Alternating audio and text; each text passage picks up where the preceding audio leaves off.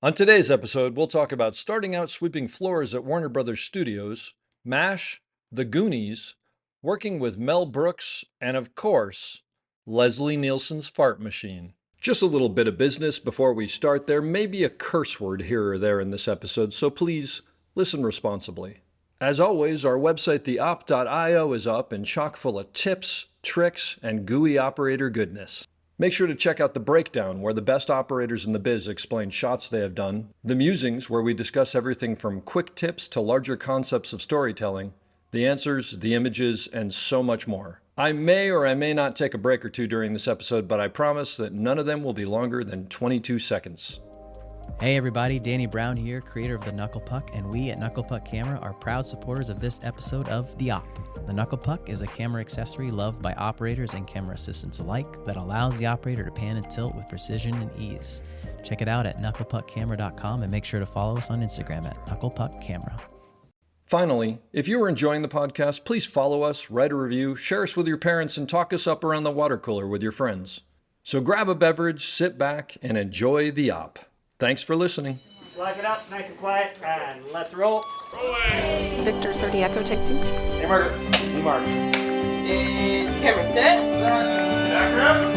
And action. Hello and welcome back to the Op Podcast, the podcast where we talk about operating and the art of visual storytelling. I am once again your host, Dave Comides, and we're here at Panavision Woodland Hills in their theater because they are kind enough to let me use it so that you don't hear the dogs in the background in my house, which gets to be frustrating. I'm really excited to have a great guest here, a camera operator who's worked for a long time in the business and the local and just across the industry. Mike O'Shea. Some of Mike's credits, not all of them by any means, because they go on for a long time on IMDb. As a director of photography, CSI Miami, Buffy the Vampire Slayer, Robin Hood Men in Tights, which makes me laugh because that's hilarious. As an operator, Naked Gun from the Files of Police Squad, because I just had to say that because it's like part of my upbringing. The Lost Boys, which I grew up on. Spaceballs, which I grew up on. The Goonies, which I grew up on. And I think Nick McLean was the director of photography on that. And when I talked to him, he said, Mike O'Shea was my operator and is the best operator I've ever worked with, so I had to put that out there. Miracle on Ice, which was a movie that I remember watching when I was a kid because it was about the 1980s Olympic team, and it was a great. And MASH, which I have to ask you about. And just because it goes so far back, apparently first AC on the TV show Gunsmoke, which is amazing. As far as awards. ASC 2011 winner of the Career Achievement Award. Emmys in 2003, an Outstanding Cinematography for Single Camera Series for CSI Miami, and nominated for the miniseries The 60s for the TV show Relativity and the miniseries The Protected Wife in the same year in 1997. And also Doogie Howser, MD, has done a tremendous amount of stuff and has been a member of the local 659 and then 600 governing board for close to 50 years. So a lot of information and a lot of great stuff. Mike, thank you for being here. Thank you for having me, Dave. This is fantastic. It's an honor for me to be here. It's an honor for me to have you. So tell me about your career. How'd you get into the business? I tell you how I got into the career. I in high school, I was an athlete. I was a baseball player. And I had opportunities to play in the minor leagues. So I gave it a shot, and it's a long story, and I won't go too far into it, but it's a segue into how I got into the business. I went as far as I could go, and then, I was out of high school. I had gone to junior college, but school wasn't my deal. Yeah. This is here in California? In California. I was born and raised in Southern California. Oh, wow. Okay. Yeah. Irish, Italian, Catholic family. Okay. Yeah. So I didn't want to stay in school, so I figured, I got to get a job. I'm 18 years old, 19 years old, whatever it was. So I had an adopted uncle, Henry Lehman. He was a assistant head of the camera department at Warner Brothers. Oh, wow. So under Clarence Schwiebert. And so I asked him, I don't know how it was suggested, but I asked him, I said, is there any way I can get any work in the studios? And he said, well, let me look around. And he did, and he had a contact with the labor gang. So he got me on the labor gang at Warner Brothers and What's the labor gang? sweeping floors. Oh, like maintenance. sort of. Maintenance, Yeah, and- I got yeah, you. yeah. Okay, but it got you in the studio. He got me into the studios, yeah. And so he got me into that, and I spent about four years working as a laborer. And, I don't know what clicked or what made me think that this could ever happen. I approached him and I said, I was engaged at the time to my still wife. Huh. And this, by the way, was around 1964 by this time. Yeah. And I said, I don't want to be a laborer the rest of my life. How about being a cameraman? Now, I knew nothing about cameras. I maybe hadn't taken a picture in my whole life. I gotta guess the labor gang to cameraman jump wasn't normal. Well, I saw that cameramen made a lot of money. I thought, well, maybe I'll There try. you go. Hey, Henry, what do you think about this? And you're what? You're like 21 by this point, 22? Yeah, or something? yeah, Okay. about 21, yeah. And he said, no, he said, in those days it was all father and son. It was very much that way. Yeah. He said it would be very hard. He said, you got no background in it. And he says, yeah, I'm in this position, but I'm not in a position to bump, some cameraman's son. And was it really that if you weren't the son of some... It was really like that. You literally didn't get in. Yeah, it was really, really hard. Wow. He says, how about makeup? I said, well, look at me. I said, do I look like a makeup man? It's not going to work. And he says, well, probably not. He said, but there's grip, electric. And I said, well, let me ask you, Henry. I says, what do I have to do to prove that I really want to learn this? Yeah. This is something I want to try to achieve. And he said, well, let me ask you a real important question. You've been playing baseball for a while. Are you done with baseball? And I said, yeah, I think I'm done with baseball, and I think baseball's done with me. And he said, well, I can't promise you anything. But he said, the only thing I can suggest is you work on the labor gang here at Warner's, and this is where Henry was. He says, you get off at 3:30 in the afternoon. He said, come into the loading room and learn the procedures, learn the equipment, learn how to load the mags, learn how to cut the filters, learn what the lenses do. Wow. And this was when like all of the cameras and everything came out of that one department. Came out of right? that department. So like every day they'd drop it off at a different, whatever Yeah, whatever the they order had was. these big, I forget what they call them. They were big blue boxes on wheels that Yeah. you loaded the magazines, the cameras, the lenses. They all had their own different compartments. So like the director of photography and the assistants basically had like a menu, and they sort of went, tomorrow we need XXXX, and they dropped them off. Yeah. Wow. And then that was our job, other than loading the film. Oh, you know what lit Nick? Sorry to interrupt. I think Nick told me they were called lungs. Lungs. Yeah, I don't know why, but He's right. yeah. See, he's got a better memory than me. He'd tell you he doesn't, but he does. He would tell you. Yeah. Nick Lungs. I should say Nick McLean, who I've interviewed before for this podcast. Blue lungs. Blue They lungs. call them Okay. the blue All right. lungs. Yeah. So in the morning when you went on to the studios, these things were being like pulled to each stage and unloaded, basically. They were loaded at night, and in the morning they were all set up on the stage for the driver to come over, hook them up to the Wow. machine, and take pull them 'em to back. different stages. And not to side, but just because I have a question about. So the camera gets dropped off in the morning at stage 12, and they shoot at it with all day. Does then the camera and everything go back to the loading to the camera loading. department so that they can they do all the cleaning and the and They had everything? the service department. They had the mechanics. So the ACs didn't do any of that. We didn't clean the cameras. They had a service department. Okay. Yeah, and the cameras and the lenses would go to the service department. Wow. The loaders would load all the film. And you just load all day long. That's all you do. That's all you did. The mags would come in all day long Wow. Yeah. and stand out. Yeah. Yeah. Amazing. It was a wonderful way to start out. It was really starting out at the bottom. Well, you learned everything probably. Right? Yeah, and I was doing that. I did that for about a year on my own time. I'd get off at 3:30, and I'd go in there, and I'd spend 6, 7, 8 o'clock at night Wow. trying to learn that, to try to prove. I mean, I had no other career. Yeah. I mean, I wasn't a great student. I wasn't going to go back to college. I was going to get married, and I thought, well, if I get this opportunity, I got to take it. Yeah. And I proved to him that this is really what I wanted. And I did it for about a year every night. Every night I'd go in there.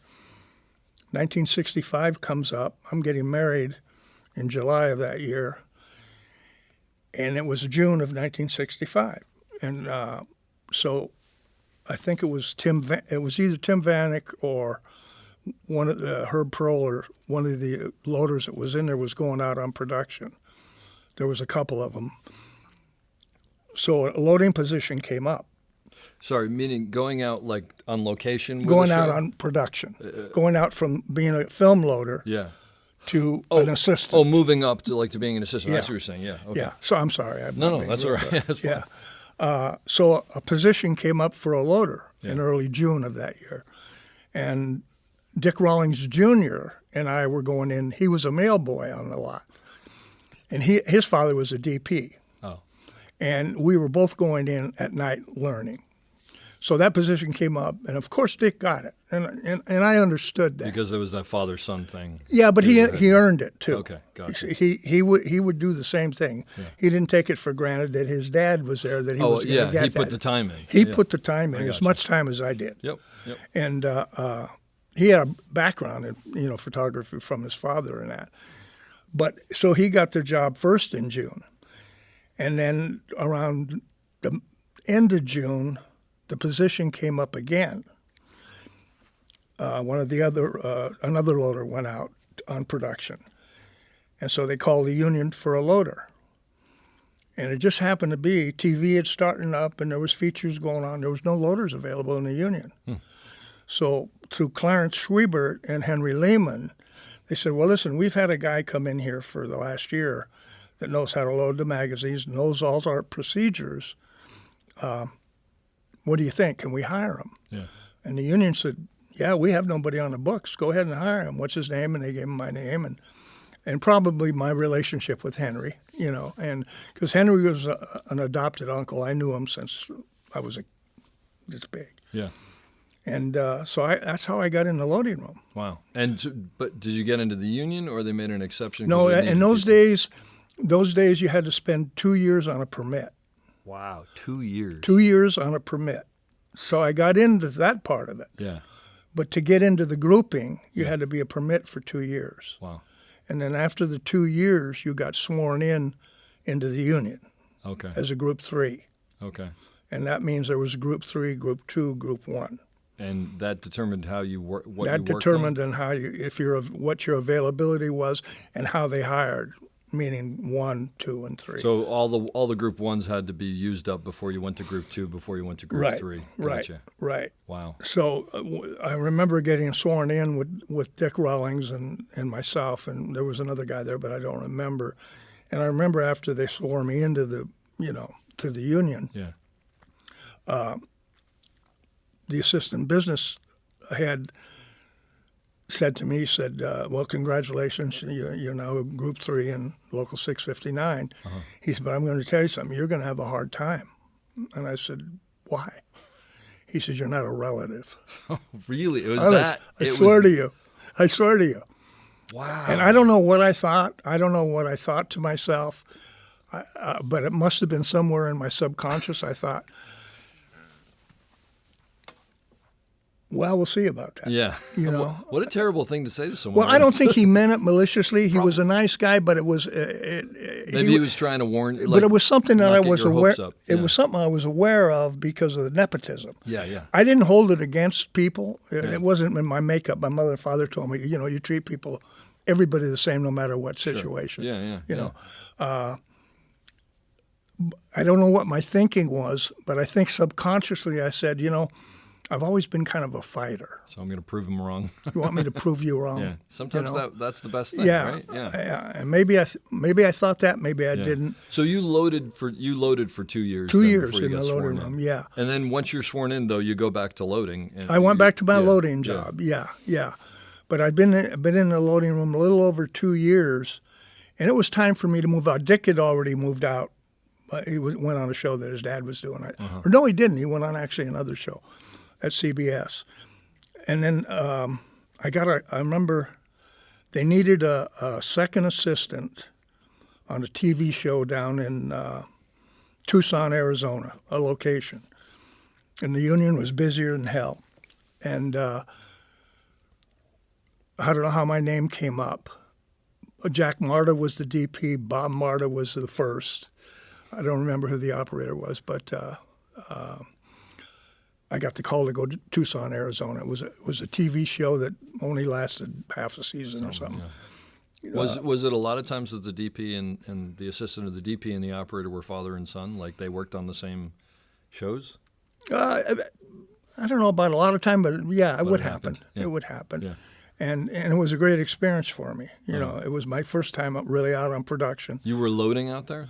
I was loading Okay. and hitting the slate. Yeah. But I was actually hired as a loader. Okay, but you got on set a little bit and you got. I got on set all the time. It was Yeah. in location, so you go in the bag and you load and you go out and. So this was going to ask you. So it was in a bag though. Still, I It was didn't in a know bag. when that became a thing. It was in a loading bag. And what camera is this? Do you remember? BNC, NC, Wow. Mark II, So those are Airy. the big old mags. Yeah, I get in the middle of summer. Yep. In Tucson, Arizona. Sweating. Sweating. Hung over a little. That's right, because it's the first time out on location. There you go. Yeah. All right. Yeah. So, I mean, I got to do that. I got to do it for the location. And when they went, in those days, when they went back on the stage, they didn't carry a film loader. Because it went back to the loading Yeah. room, right? Yeah. And if they only had one camera, they only carried one assistant. Really? Yeah. Oh. They only carried one assistant. So when they went back to Hollywood here, they had one camera. And I remember Jack Marta and Bob were trying to get me on as a second, trying to Okay. keep me as a second. Which wasn't the norm, you said. It wasn't a norm. Yeah. It didn't happen. Yeah. It didn't happen. But in the meantime, it was real busy. So the union called and said they're looking for a second assistant on a TV show called Doctari. Okay. And would you be? I don't even think they asked me, would you be interested? They knew I had to be. It's a job. Yeah. Here's your call. This would be your call tomorrow. Show up here, Wow. and they'll bus you out to Soledad Canyon. So I took that job and worked on Doctari for a couple of seasons. But now I was still a group. 3. I was a group 3, but it was busy, so I got to go to work. And if you're on Doctari as a loader and Group 3, if you're on that show, if someone in Group 2 becomes available, do you get bumped? Or No. you're on that show, so you're like, No. that's your show? No, you got the show legally. Yeah. I mean, you didn't bump. Yeah. They didn't pull any political But once moves. it's yours, it's yours. Yeah, Unless you lose yeah. it. There's a obviously. segue into that actually because it can work around that, but not in that case. No, I was on it, and I was on it for the rest of the season, which was I think most of the season. And I got a lot of good experience. The DP was a little German guy named Fritz Mandel. Okay. And the discipline I learned on that show, and learning my job. Glenn Shank was the first assistant. I remember that. I don't remember the operator for some chance, but I got a great grounding, because I spent like 6 months. So people, even though you weren't, the son of someone or whatever, people were still open to going, let me Very. teach you how this is done and sharing Very, information. and Fritz at that time had a son that he wanted to get in, Oh, okay. but he didn't. He was such a wonderful man. He said, I'd love to get my son in this position, Yeah. but that isn't fair. That's great. Yeah, I'm glad I remembered that Yeah. because, because I actually, if I ever had a chance, I'd try to help his son. Yeah. Yeah. And I got to work that show for 6 months, and the show shut down. And then the next season, now I may have moved up to Group 2 at that time. By that time, Did you move up because of just like after so many years of experience? it was years. Yeah. Okay. Yeah. Or it was years. Yes. Yeah. I think I was eligible at that time from being sworn in to move up to Group 2. But when they went back the next year, Fritz wanted the same crew back. But the union said, well, no, you can't take O'Shea because he's a Group 2. And it wasn't busy enough. You got to take a Group 1. You got to take a Group 1. Oh, so for year to year, it could potentially change. You it just could couldn't change in the middle of the season. Yeah, Oh, because I of the see. grouping. Oh, wow. Yeah. Somehow they worked it out. The guy that they were doing 2 shows out in Soledad, Africa, USA, it was called. I forget the other one. Cowboy something. Africa USA was like a It was a compound like a compound for production. for production, for Dr. Ari. Sure, It's yeah. supposed to be in Africa. Okay. Yeah, and they had all the wild animals out there. So they brought in, they had to hire another guy. But there was another show, and Fritz, I think, somehow, or Glenn Shank, the AD, said to the other guy, I forget his name, I wish I could remember it because he was wonderful about it. They said, look, we can get you on the other show. But we'd like to hire a guy we had back last year. Mm-hmm. And the man agreed to it. He said, well, I don't care. Yeah, as long as I'm working. It doesn't matter to me. That's So great. he moved over, and I got to go back for a second season Oh, that's fantastic. on Dr. Ari. Yeah, yeah. And that's how I accumulated time and experience. Mm-hmm. And in those days, the experience, and today too, I know, was invaluable. Yeah.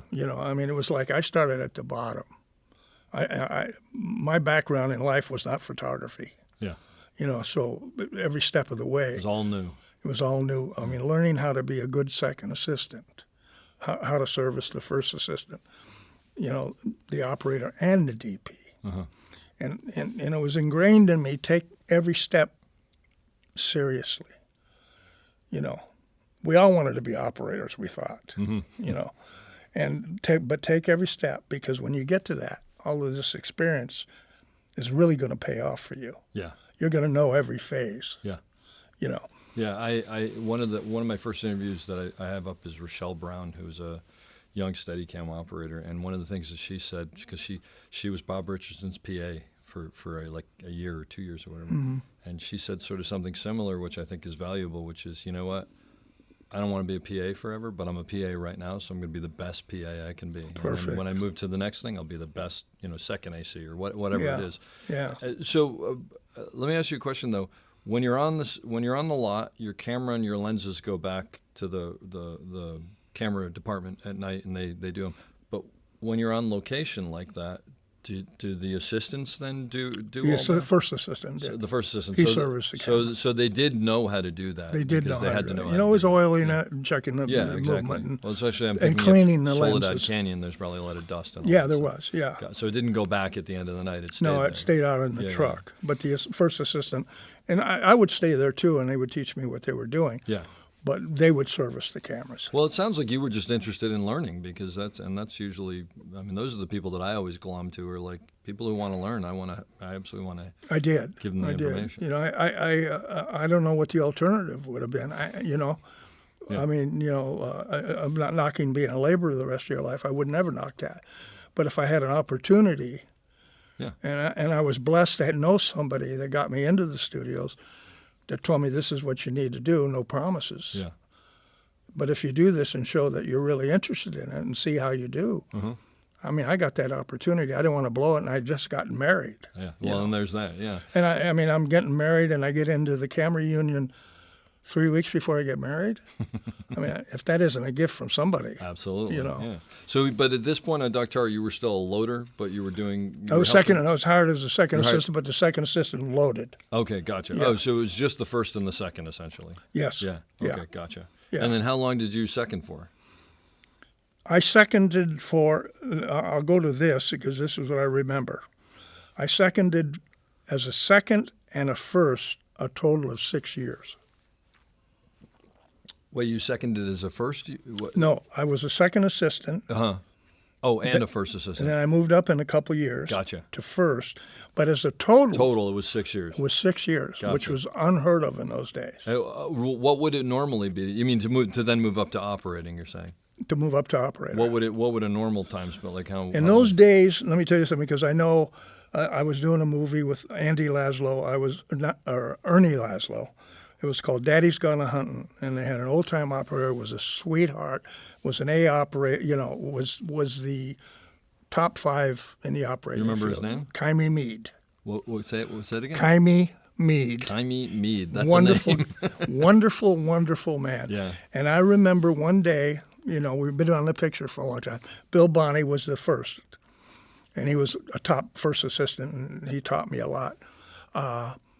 I got behind the camera that they were rehearsing or something, and I was just playing around with the wheels, and Kaimi came up to me, And he whispered gently, he said, "You're the second assistant on this show. You have a ways to go before you sit on that seat." I think I probably was shaking when he said it. And he didn't say it maliciously. No, he was just letting In you other know. words, he's telling me what I've been learning as an assistant from first, said that, is that learn your job. Yeah. Learn your job. Yeah. Learn this job. Yep. And I didn't forget that, but it was fun to get on those wheels. Sure. And but being a second and a first for 6 years only. In 1970, I worked on Gunsmoke. You kind of mentioned Gunsmoke. As a first AC, I think. I was first on the B. John Flynn was on the A. John Flynn. Yeah, Okay. John Flynn was on the A. He was a very close. Yeah. It's I like just ran into his son the other day at a union thing. Actually. Yeah. John Flynn the fourth, and Fourth. apparently there's a fifth. Like there were.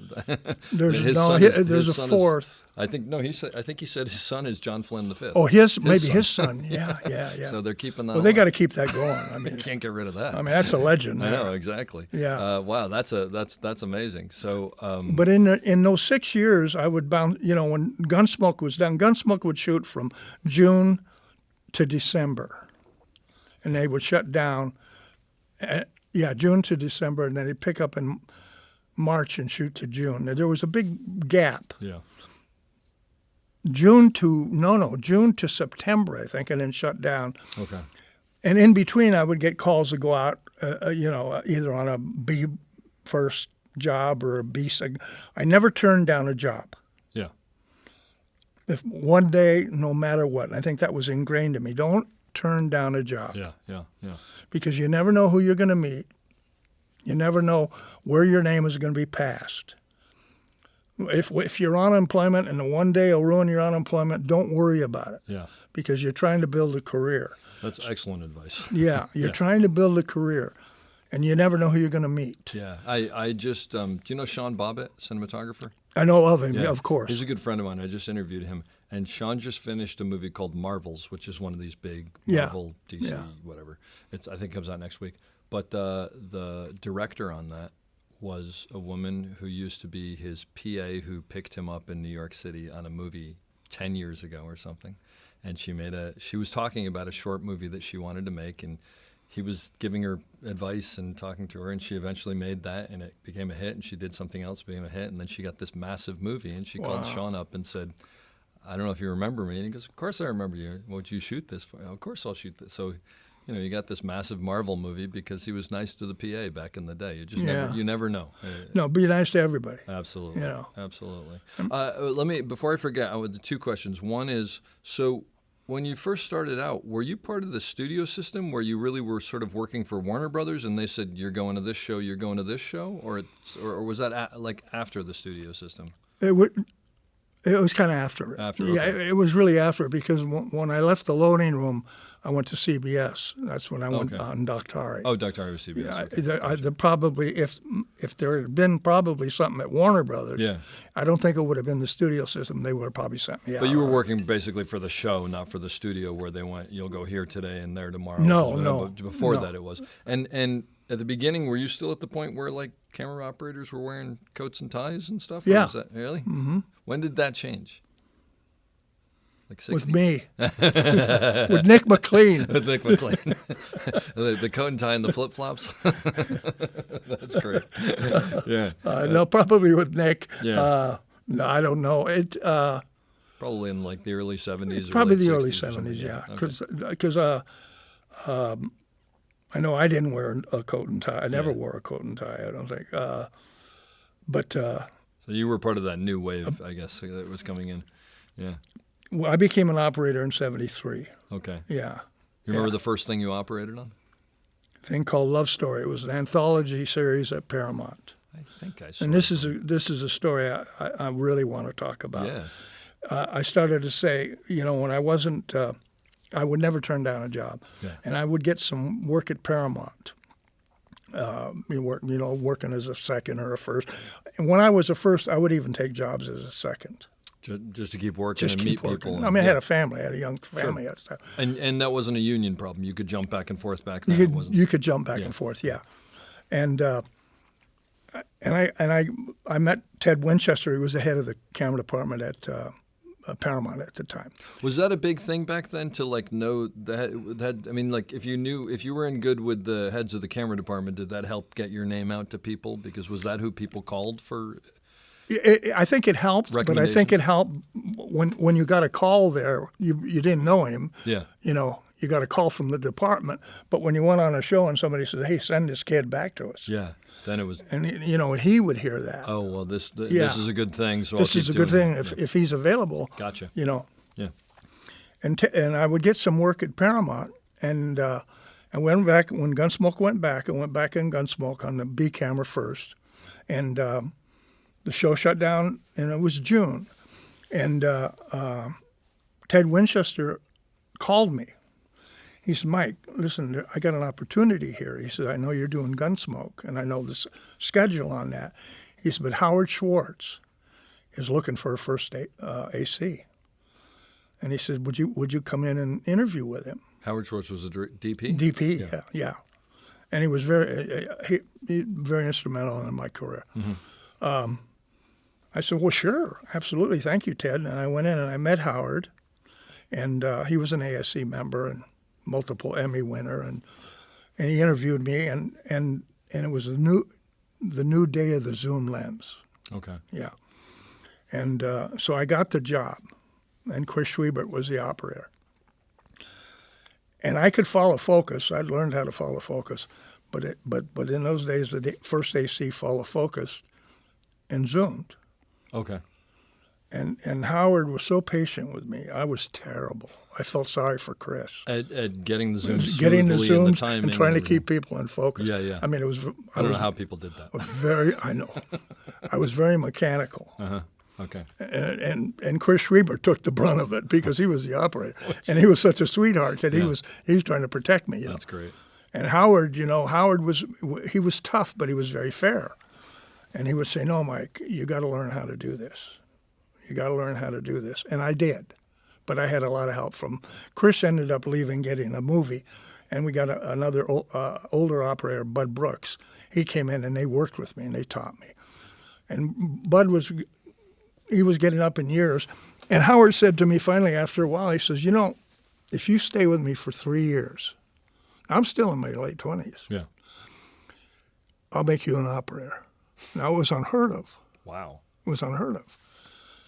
I said, he said, because you can go back on, I know Gunsmoke's starting in September. Yeah. You can go back on that. He said, but if you stay with me, I promise, in 3 years, I will make you an operator. And so I went and I talked to the DP on Gunsmoke. And Howard and Monk Askins were very good friends. They grew up together in the business. And Monk said to me, "Mike, if Howard makes you that promise, you can take that to the bank. You'd be foolish because Monk had John. And he probably, I think he made John an operator. Yeah. Oh, so he moved him up eventually. Yeah, I think he did, yeah. Yeah. He said, so do that. And well, in 3 years, Bud wanted to retire, and he says, here you are. Wow. And so you were basically 30, give or take? I was 30 years old. And so for a 30-year-old to be an operator, most people didn't, it sounds like, get Not to be in an those operator days. It until they was were very 40 rare. or so. It was very rare. Wow. It was very rare. Was that daunting? Scarier than hell. Because every step of the way I thought, well, I'll just stay an assistant. There's nothing wrong with this. Yeah. I don't want to do that. So I had fear about it. I had a lot of fear about it. Yeah. I thought, ooh. And Howard says, no, you're going to be an operator. And it wasn't like I could get on and make a lot of shots all the time. And we were doing a TV show called Love American Style. Remember that show? Yeah. And I was the first. Bud was the operator. And then finally, towards the end of the season, and Bud's going to retire, Howard says, now you got to jump on the camera, and we're going to let you start doing some shots. Yeah. Now, the biggest deal for me was just trying to keep anybody in a picture. So, but he was standing next to you or right nearby to Yeah, but give they you didn't guidance. have monitors. Yeah, no, that's what Yeah. I was going to say. He didn't have. And were you was this parallax or were you looking through the lens? Well, what kind of camera was it? No, it was a reflex. It was a reflex. So you're actually BNC. you're at least looking through the Yeah. monitor. Oh my God. But if there was I'd- no video assist at all. no right? video assist. Wow, And so towards the end of the season, he says, every once in a while, I want you to get on here, that's cool. and I want you, and and I would. And of course, he would watch me, and Bud would watch me, and they could tell when I missed or whatever. And the directors were all real patient. But we'd go to dailies the next day, and and I was happy to just keep them in the picture. To be honest with you, They're in the center. they're What's in, the problem? in the center. I mean, what's composition? Look at I got them. Yeah, but this person was supposed to be in it too. And we go to dailies, and Howard would say, "Well, do you see what mistake you made?" And I would say, "Well, I guess I was supposed to hold this guy to it, or whatever it was." Yeah. And he says, "Let me explain to you about composition." Oh my gosh, that's amazing. Yeah. He said, let me explain to you. He says, let me explain why you had too much headroom and where the headroom should be for that size. So I got a schooling. That's incredible. Very patient. He was a disciplinarian, Yeah. but he was just very patient, and he wanted to teach. He was a great teacher. So I learned from Howard Schwartz. He gave me the basis, and he explained every step of the way. So finally it comes up in August of '73. Now he's going to make me the operator. I'm the operator. I'm going to be the A operator. And it was on an anthology show called Love Story.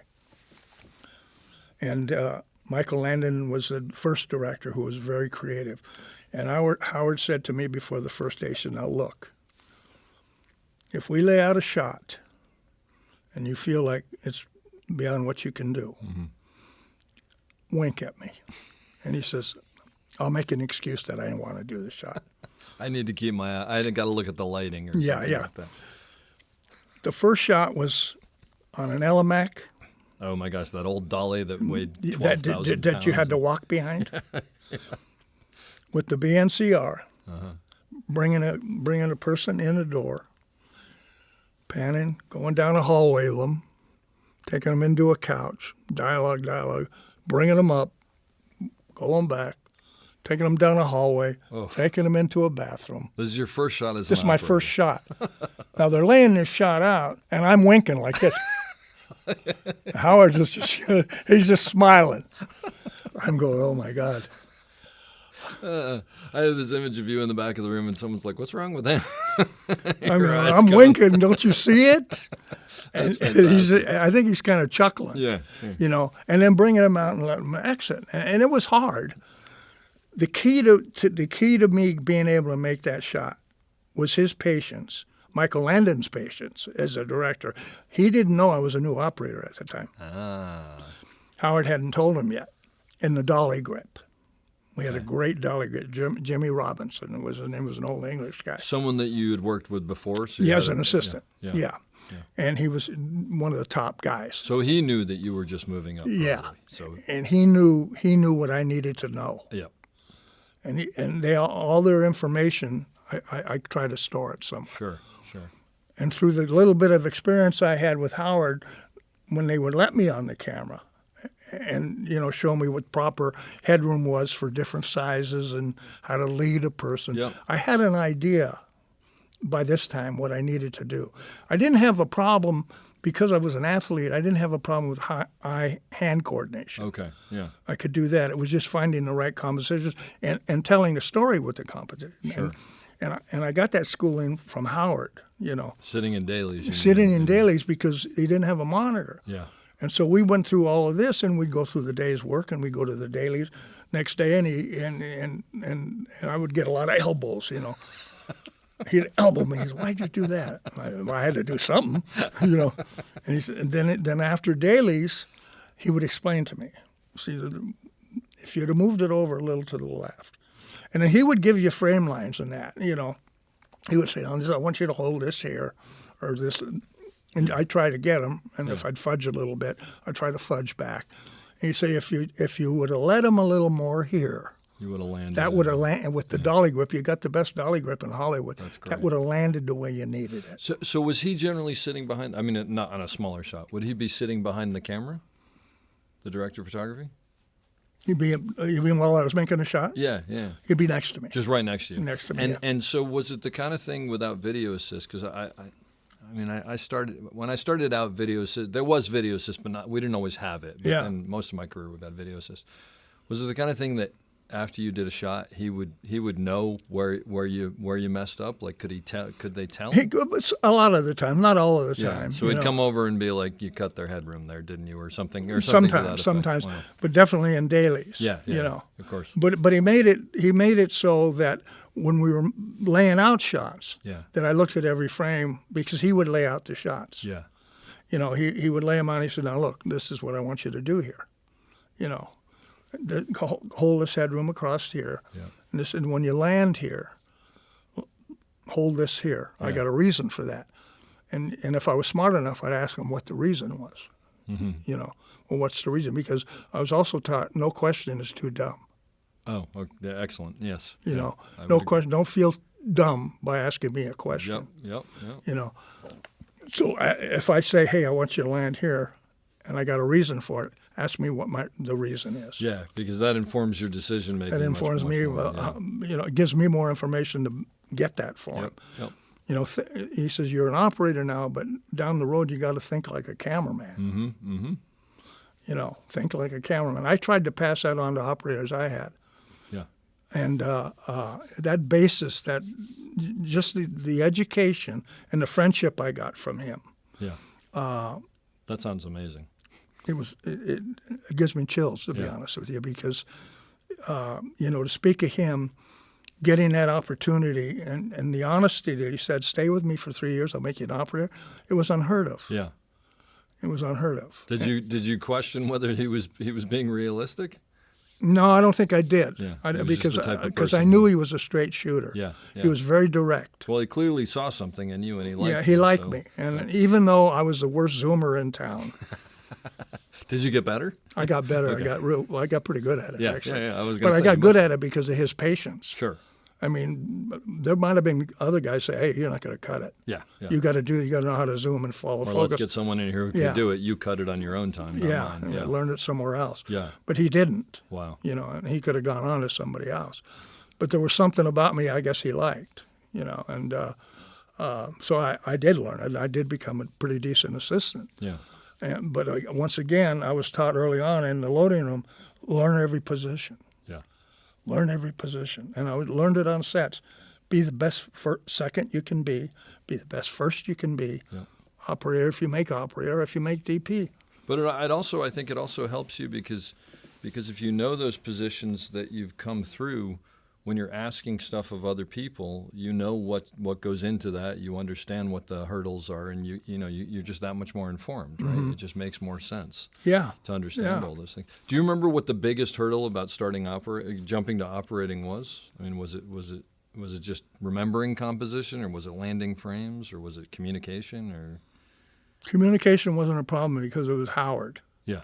And like I say, Michael Landon was the first director, who was a real sweet man, very creative, and it was, you know, we had the old Elamac dollies and I haven't heard that in a long time. BNC R's, no rotating, and Yeah. you know, Michael Landon. Well, that's right. The eyepiece was just No, it was just solid. It was solid.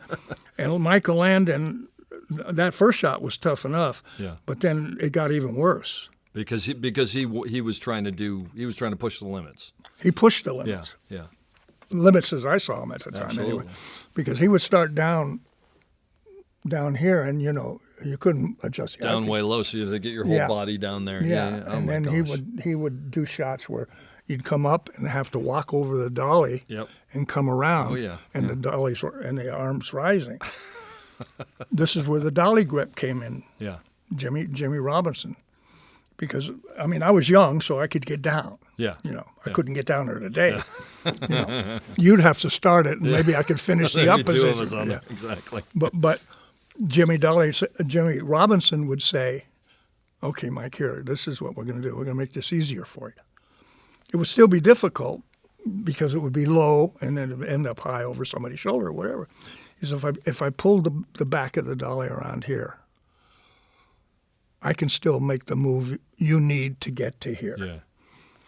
And that was a big help. But you've got more space on the dolly. I got, or yeah, something like that. or it was easier, or he'd build Sure. something so I could Yeah. walk up across the dolly. He was filling in the gaps that you didn't know yet. He was right? filling in the gaps that I had no idea of. So how long was that? You said it was an anthology. Was it an anthology? When you say an anthology, is that sort of like what a limited series would be today? Like it's like six or seven. It was supposed to episodes? be more. Okay. But it only went 15 episodes. 15. Okay, so it wasn't a full year, but It wasn't a full season. In those days, they did 22 or 24. Yeah, But yeah. after 15, it got canceled. oh, I got you. It was a very good series. So. And at the end of that 15, did you feel okay? I'm an operator. I can go on a show and do what I need to do, or like how long did I it felt take? better, but I didn't feel that confident. How long do you think it took you till you felt confident?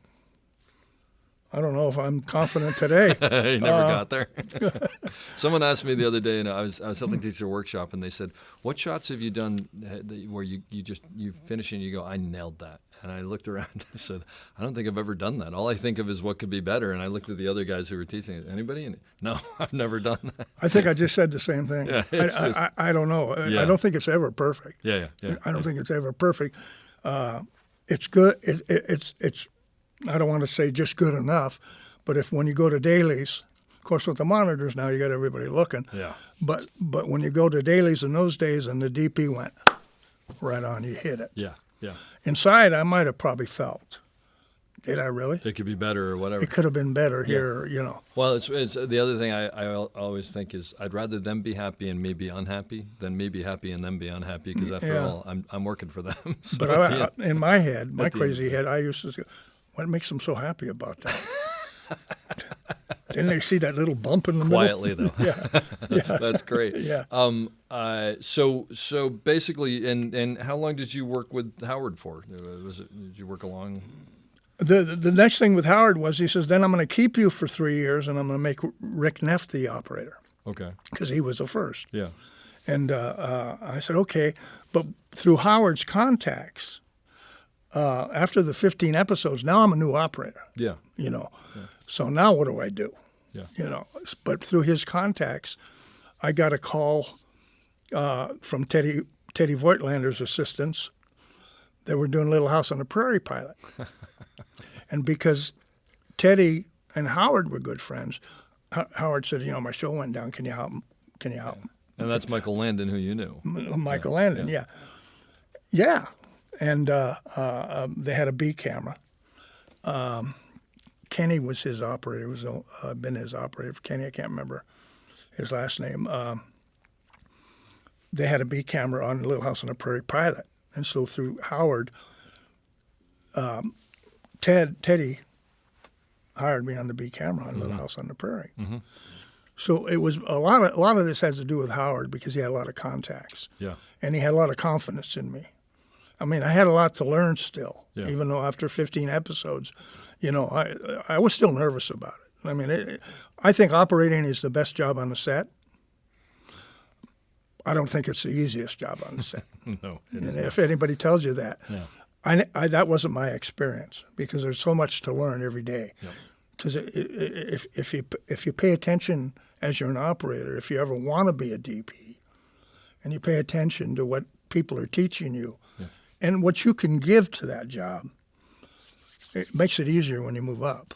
I think the basis of being a good DP sometimes, this is my opinion, I know it's from the old school, is that each step can make you better. No question. You no know. question. Yeah. But I got to go on Little House on the Prairie, and from that, making that contact, I would get so I'd get a lot of B cameras, and then Howard would get another show. He would get big miniseries and Rich Man, Poor Man. I don't know if you remember that one. Yep. And that was a big 8-hour miniseries, and it was a big deal. Nick Nolte and I got to be the A operator on that, and the director took a real liking to me. And it was difficult. The shots were very difficult, but I just made up my mind that I had the best teacher in Hollywood, as far as I was concerned. Yeah. I had the best teacher in Hollywood, and there was no monitors. But I had a background now. I knew what he wanted. I paid attention to what he told me. And I got to be smooth. Like I said, I didn't have a problem turning the wheels. I could follow people. Yeah. It was learning compositions and learning what does the composition mean? What story is it telling? What is it telling? Yeah. Just because you give a guy a nice lead, that doesn't mean it's telling the story. Yep. Because he's looking camera right, you got to lead him more to the right. That doesn't tell the story. And today I see it differently. I mean, now I see the opposite framing. They're looking to the short side. Yeah. In those days, if I missed it, I missed it. Yeah. I didn't see that. You always led the look. Yeah. Now you see it differently, and I think at first it was kind of jarring. Yeah. But if you got any kind of artistic ability, you kind of got to understand. Yep. Wow, that's pretty cool. I think what's changed is people. I call it psychological framing. I think back in like the 70s, there was just classic framing. Yeah. This is what you did, and now the rules have sort of gone out. There aren't any hardcore rules that you have to abide by. It's more people are willing to take more chances. I think that's really a good point. I think that's an excellent point. And in the days me coming up, it was more classic. Yeah. And it worked for a long time. Absolutely. And I remember when I see some of this stuff now, because I watch a lot of stuff. I love movies. I love art films. And I see all this different kind of framing. Back then, if I would have framed something like that, I could have got my ass chewed You're out. out the door. What the hell's that? Well, and also nobody would have known it, right, until dailies. So it's Yeah, it's not but like, if my mind would have Yeah. said, look at the emotion here, Yep. they would say, no, the emotion's here. emotions there. And that didn't make it wrong because, No, absolutely. And I think also the other thing is maybe because there's so much content out there and things have changed, I think audiences have also become more sophisticated. One of the things I always say when I'm on set is, obviously, as an operator, one of your jobs is to make sure that you're on the correct side of the line for, coverage and whatever. And I get into these scenarios, a lot of times with doorways it happens, but, we're just physically, you're fighting to get on the correct side of the line. And the other side of the line is actually a much better shot because of what lines up and this and that and the other. So usually I'll go to the DP and say, look, is there any way I could be on the other side of the line lighting-wise? And if they're okay with that, I'll go to the director and go, I think we should jump the line here because there's two people talking. Everybody's going to know who's talking. There's a physical reason. This is a better shot. And the real thing is if you jump the line, is anybody going to get confused? And if they don't get confused, then why does it make a difference? well, I'm gonna give you my take on that. Yeah. I used to get confused. I do not anymore. You used to get confused when you saw it being done, or when trying to remember what the line was. No. I learned the line again. Yeah. You're saying when you're watching a show. I used to when I first started seeing it. Yeah. I said, well, they're looking the wrong way. They're both looking. They're looking at themselves. Yeah. It doesn't bother me at all. It doesn't now. bother you at all. And I mentioned this to another cameraman the other day, and I said, that stuff just doesn't bother me. Yeah. He said, well, that isn't the way we learn. I know. Well, I think there was a slow, gradual process of people. But there's one director I work with who, when you're doing a phone call and you're cutting back and forth, and one's in Australia and one's in New Zealand or whatever it is, he has a thing where they got to be looking the correct side of the line, and I always look at him and I go, no one's going to get confused about who's talking on the phone, no matter where they're talking on the phone. But there's some people who just, it's very sort of, no, this is the way it is. So yeah, and it's okay. Yeah, it's absolutely, okay. absolutely. What I like about it is it's bold. It gives you more options. Yeah, Is what it comes and down I mean, to. I didn't get in an argument with you. It was just a conversation I had. He said, "This is the way we learned, and that was the right way to do it." Well, it was the right way to do Absolutely. it. It was the right way That's to do correct. it. But I go to a movie to enjoy a movie. Yeah. And I do see it, and once in a while I say, well, they're looking in the same direction. So what? But you also probably see that because you're trained to look for it. I don't think the average audience. The average, like I say to my wife, following the story. My wife, you see, she said, what? Stop talking to me during the movie. Yeah, I'm trying to pay attention to the movie, and I got to give a lot of credit to the new generation. Yeah. They're teaching old generation new tricks. Well, and what I always tell people is you absolutely have to know the line. You have to understand the line. And you just have to understand that there are times you can get away with it, but that's not the norm. Normally, you just got to keep everything because you don't want to confuse. I wish I'd have said that. Yeah. I wish I'd have said that, Dave. So do you remember when video taps came in? It was the middle to the late 70s, I think. Okay. The reason I ask is, do you remember did that change the way you not the way you operated? I mean, you still pan the same way. You still it didn't change that. But did it change sort of suddenly knowing that everybody's seeing what you're doing? Did that either allow you to take more chances, or did it make you less concerned that you were getting exactly what they want because they're actually seeing it at that moment? You know, I kind of wonder whether that sort of mentally changed how people operated. Did it change? No, I think growing up the way I grew up, the director trusted the operator. Yeah. Because he was the only one seeing it through the lens. Mm-hmm. And I think at first it bothered me because why do you need all those people seeing what I'm doing if you don't trust me? You mean when video came out? Yeah, yep. And I remember why are they looking over my shoulder? Yeah, basically? they're looking over my shoulder. Yeah. And I remember doing a panel with they had 5 or 6 operators. We did a panel at Pepperdine in probably the early 80s, and I think Mike Benson and Tom Lockridge, myself. I don't know if Johnny Toll was there. I don't remember, but there was 5 or 6 of us. And that was one of the questions. So video was out then. Am I right about the years? I'm not sure. I think video was definitely out in the 80s. It might have been been on everything. And I but think that was one of the the questions that you just asked from the students. Yeah. And when it came to me, I said, well, in a way it bothers me because there was a trust issue. The DP trusted your eye, or you wouldn't have been there, and the director trusted your decisions that the shot was that he wanted you got. So I said I think it does bother me. Later on, it didn't. Yeah. The longer it was around, well, like everything, it's a process. It was a process, and But the more people you get around a monitor, the more opinions you're going to get. Yep. And that bothered me a little bit. I know that one of the things that I fight now, and fight is probably not the right word, but the reality is almost everybody on the set has actually a better picture than I do now because they're looking at these 27-inch monitors that are perfectly tuned. And even hair and makeup, they're looking at their monitors. So there's things where I'll see a flyaway, a piece of hair sticking out, and I'll think I'm going to go mention that. And I still will, but there's part of me that goes, well, they're looking at it. They must be okay with it. But then they may be on their phone or whatever. So it's weird because there's this weird thing when you know that everybody else is looking at actually almost more information than you have. It messes with your head a little bit. I mean, my job is still to make sure everybody, we're okay with this and that works. And, we're moving on. Did you see this part? Yeah, we're going to cut around it or whatever. But there's that part when I'm bringing it up, then I go, well, they already saw it, they know, or maybe they didn't. Yeah, I mean, that's why I always bring it up. But it's sort of like it changes things a little bit, and it's funny because I remember the SOC and the motto is we see it first, and I joked around and said. It should be we eventually get to see it because everybody else is these huge monitors, but it does change things. So you at some point, I have to ask you about this because I grew up on this. You worked on MASH. Yes.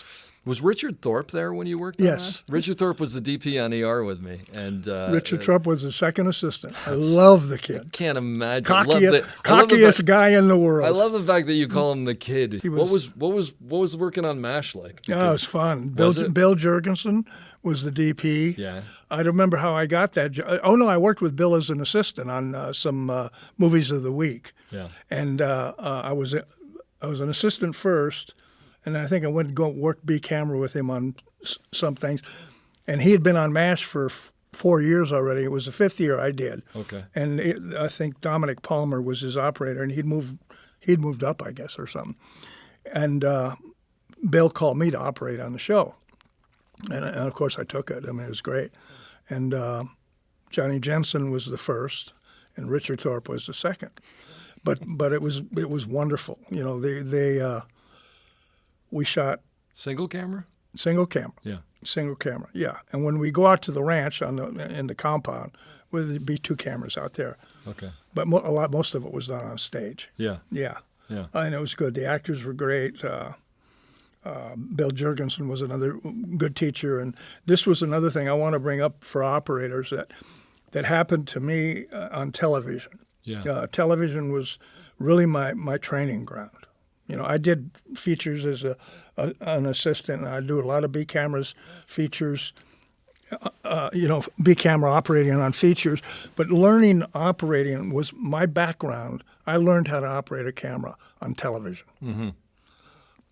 And on MASH, when you went in the morning, especially when you're out on the compound, mainly when you're out on the compound, you got on the Chapman crane in the morning. You got off at lunch, and you got back on it after lunch. You run it all day? All day. Not every day, but most of the time. Wow. So you had to know the Chapman crane. And the Chapman was the one where you had the turret, you had the turret, crank which, on the as side. you know, you're an Yeah. operator, Yeah. and they put the extension on. Yep. You know, when you got to start back panning, and that frame is going. Oh yeah. So I hated that thing. I hated it. Because you're turning that crank. For anybody who doesn't know, basically you're on a turret, and because it's a little hard to explain without visuals, but because you can't pan, you can only pan so much before your body doesn't move. You actually have to pan The whole this turret. crank, and you pan the whole turret. And what are you turning? Like you're turning 300 pounds. You and You're an turning assistant your and weight, the camera weight, 400 pounds. and the assistant. And if Yeah. you got a 300-pound assistant, you're pushing him around. There's that too. I Yeah, remember but- those days. Yeah. Yeah. That's so you had to be smart. Yeah. You got a thin assistant. Oh yeah. I'm just kidding. But that was reality. Physics is reality. But Yeah. I remember trying to turn that crank, and I mean, I remember I would try to figure out shots where I would just try to do it just on the regular head and get my body somehow around it, just so I wouldn't have to turn that stupid thing. But yeah, that was I would do that too. that was not. I would easy. stretch as far as I could Yeah, to yeah. not use that Because turret. it was geared correctly, but it was just such a slog to yeah. turn that and thing. you're pushing all that weight around. Yeah, and you're Or operating. pulling. And you're and operating, at the the same camera. time. Yeah. But we'd get on it in the morning, and like I said, get off at lunch. And Bill Jurgensen was the DP. So when you got on, you know, every time you got off, they had to change the weights. Yeah. So he'd say, okay, here, Mike, this is what I want. You get up, lay this out. This is what I want. So you'd go up and you'd find the composition. Yeah. Then you come back down Yeah. and you show him through the lens. Okay, this is the frame here. This is the frame here. Then you go on and you just carry it on through the end of the sequence. Yep. But you did it. You had to do it. Yeah, and You there was a know. lot. Was there video assist by that point? No. So No, he there was was not- completely trusting on you because Yeah. when it's on the dolly on the ground, he can come and look through the This is eyepiece going to and- answer and your what- question. Yeah. This was 1975. Okay. Yes, it was 19. There was Could've no been. video assist in Yeah, 75. because MASH Yeah. ended in like '83, and it was like what 15 seasons. So there was no video assist. So once again, you didn't see it till the next day. Yeah. But the education I got and learning how to lay out shots on that crane was invaluable. You didn't have headsets, did you? No.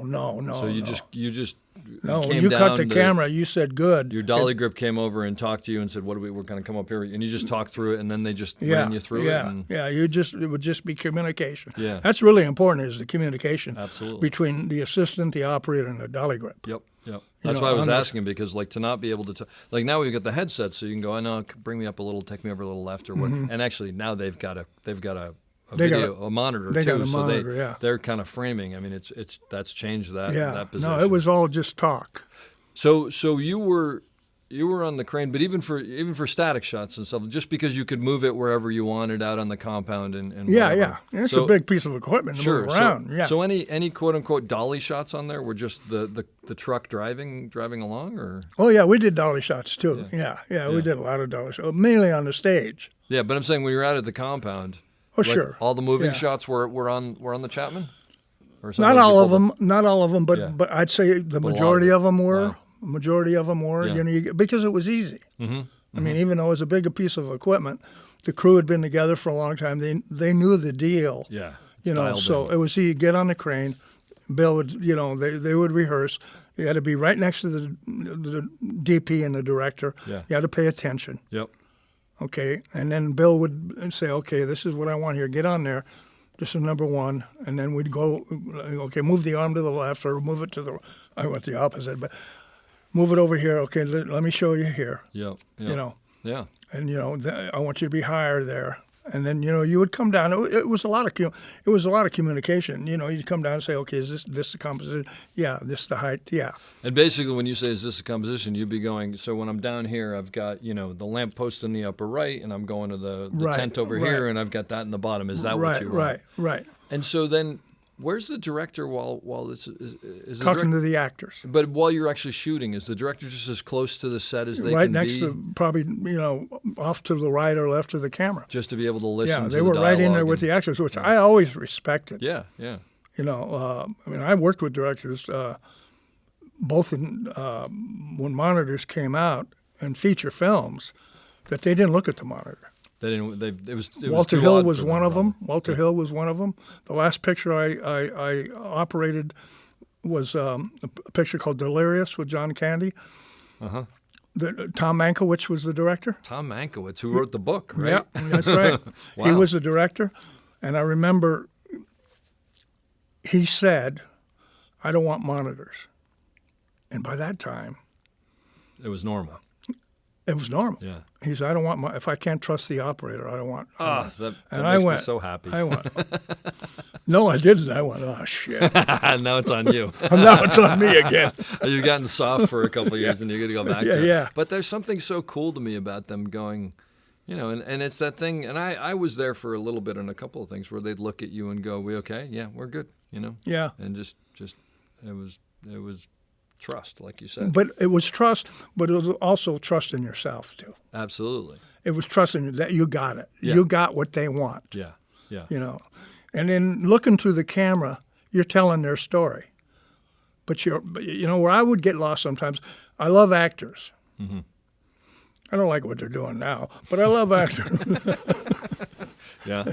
I could get lost in the story, operating a camera, And watching. forget about the framing and Sort of. yeah, I hear you. I'm sure you do that because get you're a sucked in, filmmaker. so you get sucked in sometimes. You get. I mean, when you get locked into an actor that's not acting Yep. and he's telling the story, It's and incredible. you got the privilege of looking through that camera. I love that word, the privilege, because sometimes I do feel that. I mean, I was It going is to a ask you that. privilege. It is a privilege. Because there are times when you're 3 feet away from someone and you're shooting something, and you there's that part of you that goes, I can't believe I get to be the person right here, the You're first right audience. next to him. Yeah. Yeah. You're talking to him through the lens, Yep. even though your lips aren't moving. Yeah, It's a privilege. absolutely. I love that word. Since we're talking about actors, working with actors, you have for someone who's starting out, you have any advice for working with? Look, easy actors, you don't need any advice for. Those people are just. They're great to be around. They're easy, whatever. But there are some actors who are tougher, who are either method actors or they're just, they're just I tough ran into individuals. those. Yeah. Any advice for someone for the first time they run into that and how to Well, work yeah. with So them? there is. My advice is and what I found is, humility is something that you should carry with you. Communication is another. If you're rehearsing a scene and all the marks are down, and you're rehearsing it and you see that the light's wrong, or he would be better or she would be better if she moved this way, it's to gain their confidence. Mm-hmm. Gain their confidence that you're there to better what they're doing. Mm. You're just an extension of what you're doing. When you gain their confidence, they'll do almost anything you want them to do. If you explain, and this is how I say, I was very privileged and I was very fortunate to come up through the system and learn that all the way from great teachers. And I've mentioned some of them already, and there's many more that I could mention. But when you address an actor, you address that actor with confidence and say, and there'll be times when that actor would say, why would I do that? Yep. Why would I do that? Well, you got to have an answer for that. Yeah. And sometimes you win, sometimes you won't. Say, well, I just think it's best. It's best. Well, tell me why you think it's best. Well, sometimes it's because of the lighting. And you say, because if you look that way, your face is in shadow. Or if you move over there, I don't see you that well. Mm-hmm. Well, I'd be here. You may get an argument. Say, okay, whatever you think. At a certain point, you back off, right? At a certain point, you got to back off. You just realize it's and then you go to the DP. You go to the DP and say, I try to address this. They're adamant that, no, this is where they'd be. There's nothing more I can do here. What do you want? How do you want to? Yeah. Yep. Well, how do you want to address this? Yep. And usually the DPs I worked with, they knew how to address it. Yeah. Yeah. And that's sort of, I mean, for me, it's usually day one. I just, I usually introduce myself. I have a specific thing that I'll ask them or whatever, but I'm sort of gauging how we're going to work together. And then there are those actors who you realize these people don't want to hear anything from me, and so I try not to, you try to do as little as possible with them, just because it's going to backfire. Yeah, you have to. I don't know, what is that all about? Yeah. You're only there to try to help the situation. Like I say, you're part of their acting. Yeah, exactly. But that said, it's a reality with some actors. Some of them are assholes. Look, it's a reality with some directors and some DPs and some operators, right? Yeah, I ran into those too. But there's no question about it. Very, very, very few. Yeah. Usually, I mean, if you go in and, they know you're trying to learn, I mean, you'll get to a certain point. I operated for 17 years, and you get to a certain point where people just trust you, and that's great, but don't ever give up learning. I learned more. I don't want to say more, but I learned from lamp operators. When I moved up to DP, I learned up from grips, things that people would see or suggestions. Be open to that. And as an operator, you got to be open to people's ideas. Mm-hmm. And that'll go back to like me coming from the old school to what I see today and a lot of, compositions that. I remember growing up like that, and this is being redundant, but, oh, no, you didn't do it that way. And at first how it was jarring. Now how I look at it and I go, God damn, they're creative. Yeah. Yeah, but you've adjusted, right? I've adjusted to it, and you got to adjust to, Yeah, I think that there's the reality. There's some shows that I go on where it's like everything is amazing, and it's just like, this is fantastic. And then there's some shows where you go on where either the DP wants you to go, I only want you to go from A to B. I don't want you to think, or whatever. And every show has its. Mm-hmm. And on those shows, I always go, okay, I'm not going to do any creative framing of my own. I'm not going to be, putting my mark on this. So what am I going to work on and what am I going to learn? And it's like, okay, I'm going to work on whip pans on this one, or I'm going to work on working better with the dolly grip. You just constantly find something to make yourself better. To make yourself better, exactly. Yeah. And so sometimes I'm going to make myself better because I'm completely being given free rein, and this is fantastic. And sometimes you go, okay, I got to manufacture what it's going to be on this one. Mm-hmm. But on everything, hopefully, you leave the show and you're better than you were when you came in. Yeah, and when you run into DPs like that, try to learn something from it. Yeah. Maybe there's a reason they're doing that. Maybe there's a reason, and and maybe there's an ego. Who knows? Yeah, and you can learn something from that. Right? You can learn something from their ego. Yeah. At the end of the day, it's definitely a business of egos.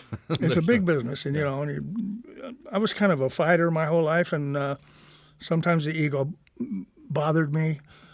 And if I had to do things differently in some respects, I would now. Mm-hmm. But you gotta keep your mind open. Yeah. You're going to learn something. Yeah, but that right there, the fact that you do something differently now means you've learned something, right? I have. Yeah, I have. And would I do something different today? Yeah. Yeah. I'd like to have that opportunity again. I'd love to have that opportunity. Yeah. I see things now, and I don't know a lot of people I see are DPs. I don't know them. Yeah. They don't know me either. Yeah, there's a whole new. But I'd like to know them. I'd like to go through their head and say, how'd you think of that? Yeah. How'd you think of that? Yeah.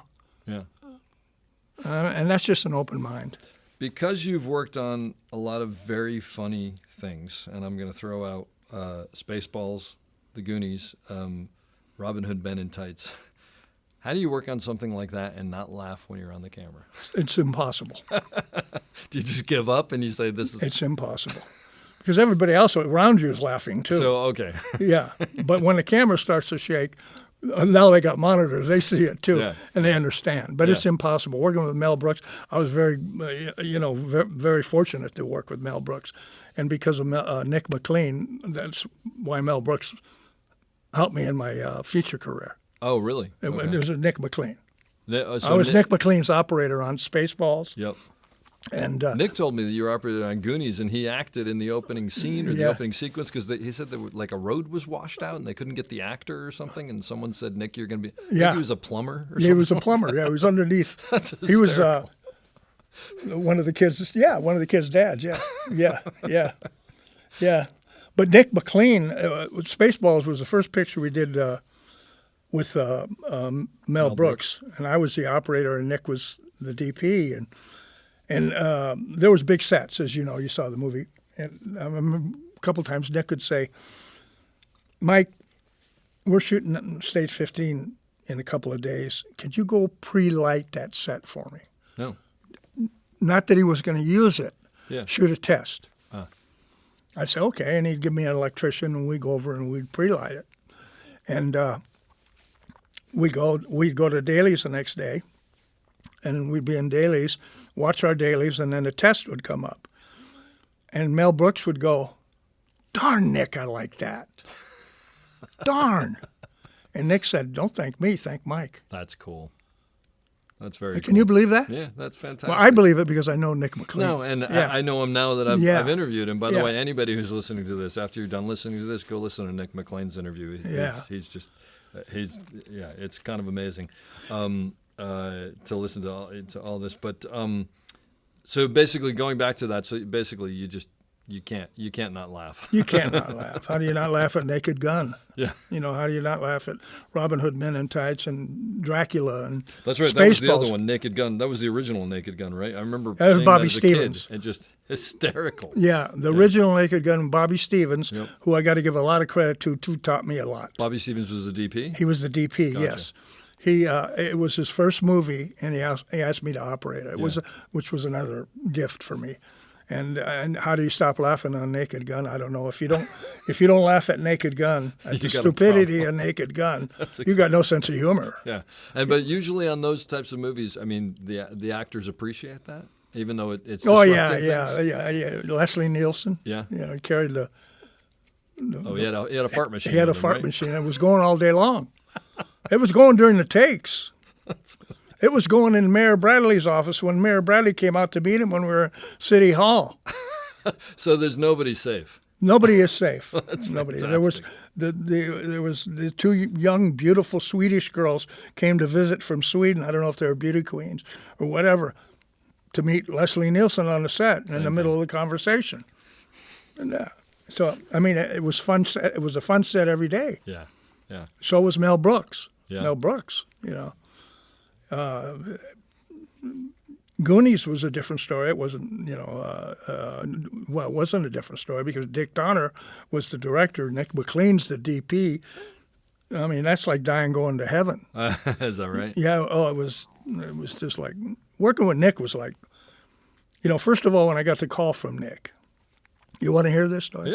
Yeah. This is Had you operated with him before Goonies? No, Okay, no. so I knew Nick's brother, Charlie McLean, Steve, before I knew Nick. I knew Nick a little bit, but not his much. brother was in the industry. His brother's an assistant cameraman. He's retired now. I didn't know that. Okay. Steve McLean, Yeah. top assistant. Yeah. And I knew Nick had moved up, and Bobby Thomas was his operator, who was one of the best. And I was having a rough period in my life. I had a little problem with substance. Gotcha. And I had quit substance. 40 years. It's 40 years now. Yeah. But it was a tough time. Well, that wasn't abnormal back then. No, A it lot of wasn't. people It was were involved. rampant. But I just happened to be born with the addictive gene. Yeah, sure. And I went to work. I did my work, and there were a lot of times it was hard, but I always showed up and could do the job. I was blessed that way too. But your reputation follows you a little bit. And the guy's a little crazy. Yeah. And Nick knew I was a little. I could be a little crazy. You, by this point, are an established operator. I'm an established operator. You've been working for enough time. And I've done a to- lot of big movies of the week, a lot Yeah. of big miniseries, and Yeah. and like I said, I had a pretty good career. But I wanted to work for Nick McLean, and he had moved up a couple years before, and I kept telling Charlie, his brother, Steve, he goes by Steve in the business. I got you. Why don't you get me a job with your brother? But it never happened for the first couple of years. And I'm working on a television series with Ed Brown Sr., who was another great teacher of mine. And I'm just setting up shots and not, paying attention. But now I'm sober. I'm clean and sober. Mm-hmm. I've been clean and sober for just a short time. Yeah. But through Steve, his brother, Steve tells Nick, O'Shea's cleaning his act up. And this will bring tears to my eyes.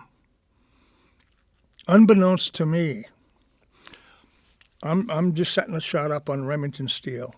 Remington Steel. Yeah, and Ed Brown Sr. Yeah. And a guy comes out, Grepper electrician guy, says, "Hey, your friend Nick McLean's back there. He wants to talk to you." He's visiting. Yeah. Yeah. And I said, "Oh, okay." But you said you didn't didn't know him. I had met You him. knew who you, I'd met him a couple times. Yeah, but I knew of him. I mean, who didn't know Nick McLean? That's what I heard. Yeah. And I said, okay. So I go back and hey, buddy, how you doing? You've met him. You know what kind of person. How you doing? It's good.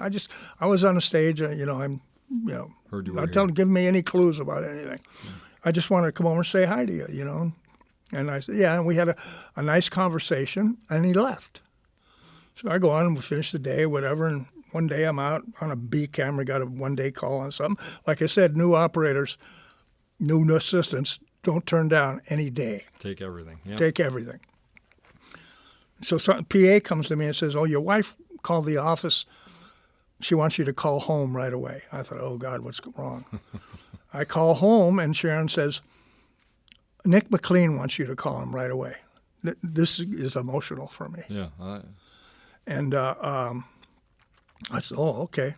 So I got a payphone, called him. "Hey, buddy, how you doing?" I said, "Oh, I'm doing good. I'm at Santa Monica Airport and doing some extra camera on some TV show." He said, "Well, listen, I want to ask you something. Would you? I'm doing this picture, Cannonball Run 2." And he says, "I want to know, would you be interested in operating for me?" And I said, "Well, sure." I said, "What, BC camera?" He says, "No, I want you to be the main guy." Wow. That's a big thing from him. I mean, First of all, Nick McLean was one of the best operators in the world. That's what everybody says. Yeah. He said the same thing about you, by the way. Well, and I'm thinking he's asking me to be his A operator, something that I really aspired to. Yeah. This is the call. This is the call. Yeah. I said, "Are you kidding?" He says, "No." So, and the movie was Cannonball Run 2. So I got that job. I did that job. And I don't know at what point. Burt Reynolds was in the show, of course, and he was the no, Hal Needham was the director. Burt was just the actor. Yeah. And Burt and Nick were like best friends. Well, Burt made Nick a camera. Yeah. Burt was wonderful. Yeah. Then Nick got a picture with Burt directing called Stick. Mm-hmm. And I knew what was going on, but I didn't know if I was going to be offered the movie. It was my first movie with him. Yeah. But we were getting along good.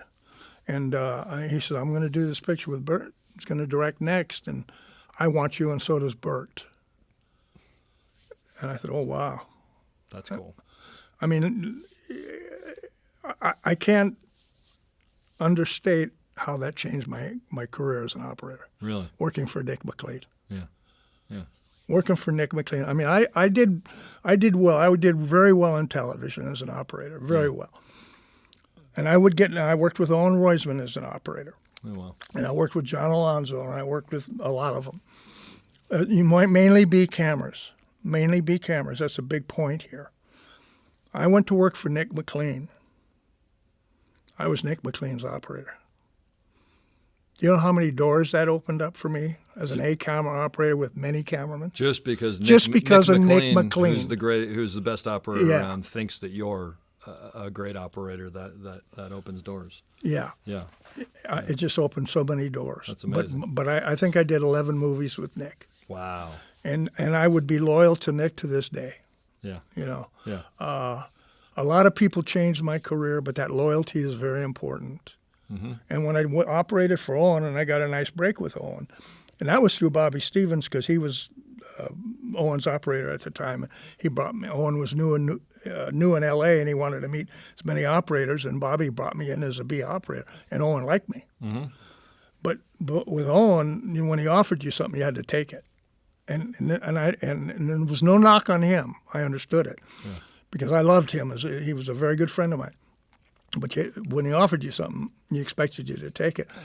But I learned that loyalty came first. Yeah. And I worked with Ed Brown Jr. for many years, and he was doing another show. And when Owen said, I got this show, can you do it? I said, I've already committed to somebody else. Yeah. You know, with Nick, none of that was a problem. He understood.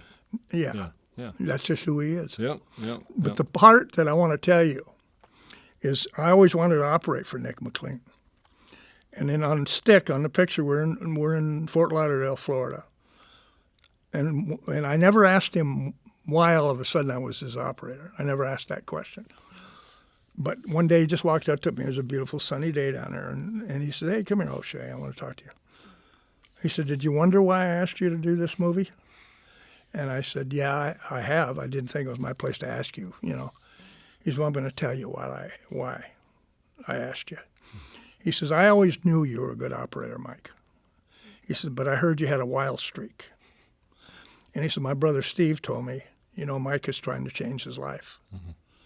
He says, you've put away things that got in the way of my family and everything, that you're trying to clean all that up. And he says, I admire that. That's the story of Nick McLean. That's incredible. Nick McLean was not only the best operator. I know he said I was the best operator.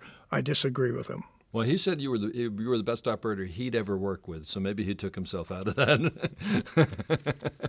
No, he actually the assistant actually told me one day when it was on a Saturday or something. We were down in Florida because we had the weekends off.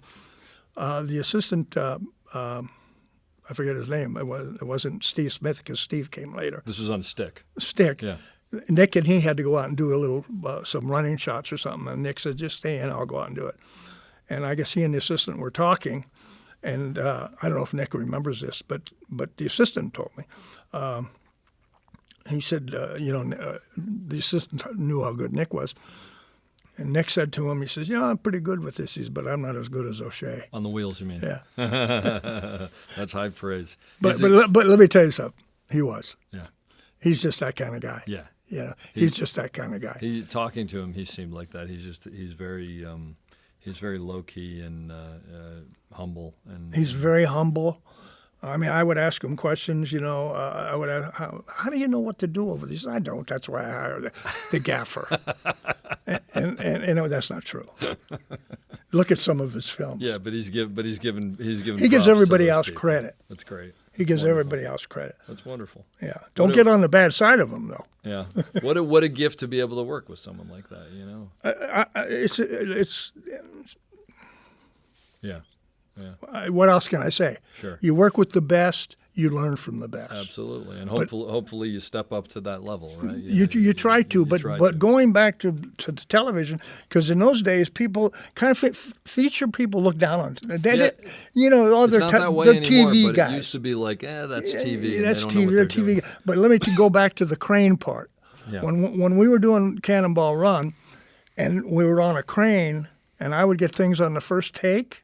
Because you had done so much on MASH. Because I'd done so much on TV, Yep. on MASH, on Westerns, How the Westerns won. I did that miniseries on the crane outside. Ed Plant Sr., Jr., you're on that crane, you learn all that. Now I go on and I start doing Cannonball Run, and we're on the crane at times.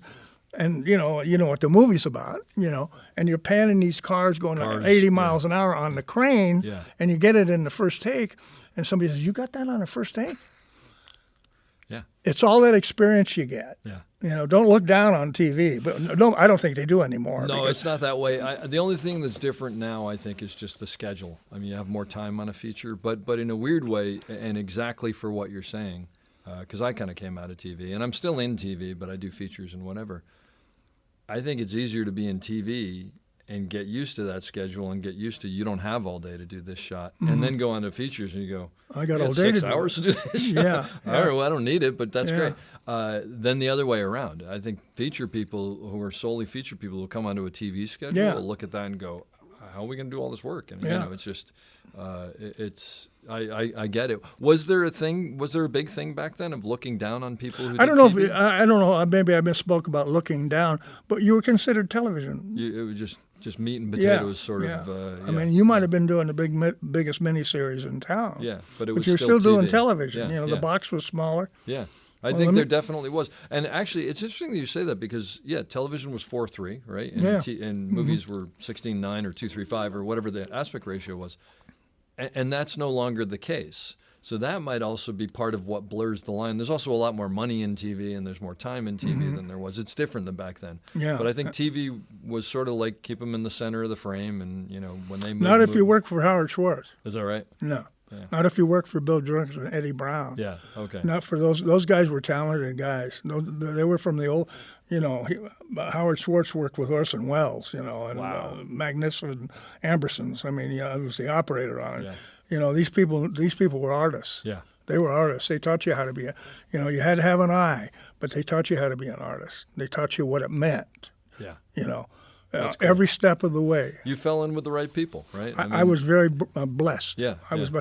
and like going back when I got to Howard Schwartz with his contacts, he kept pushing me, and so that's how I got to do what I got to do. Sure. And the projects he got were big television shows or big miniseries or movies of the week. Yep. So I got a good reputation with him in television. And if you worked working for Nick, it opened a lot of doors for me in the operating world. Working for Howard opened a lot of doors for me.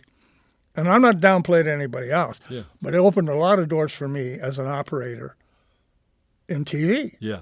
Sure. Yeah. And Howard did movies too, but mainly TV. That was more word of But he worked all the time. He was a working cameraman. So I have to ask you this as a Steadicam operator. Do you remember the first time you saw Steadicam?